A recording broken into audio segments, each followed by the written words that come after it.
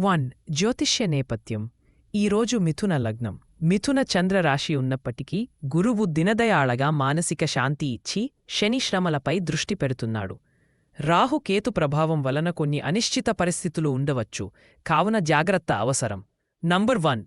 ఉద్యోగం. సమావేశాలు, సంభాషణల్లో స్పష్టత అవసరం. కొత్త విషయాలు నేర్చుకునేందుకు అనుకూల సమయం. ప్రయాణాలు చిన్నవిగా ఉంటే మంచిది.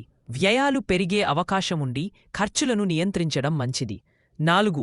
సంబంధాలు, కుటుంబం. సహజమైన సంభాషణతో కుటుంబంలో స్నేహభావం పెరుగుతుంది. చిన్న అనుమానాలు ఉత్పన్నమైతే తీర్చిదిద్దుకోవడం అవసరం. 5. ఆరోగ్యం.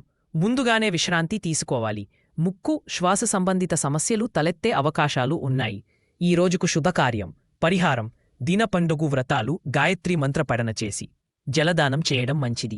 గురువుని స్మరణ చేయడం ద్వారా మానసిక శాంతి అందుతుంది. 7. ముఖ్య నిర్ణయాల కోసం. అత్యవసర వైద్య, చట్ట, ఆర్థిక నిర్ణయాలు తీసుకునేటప్పుడు తప్పకుండా నిపుణుల సలహా తీసు.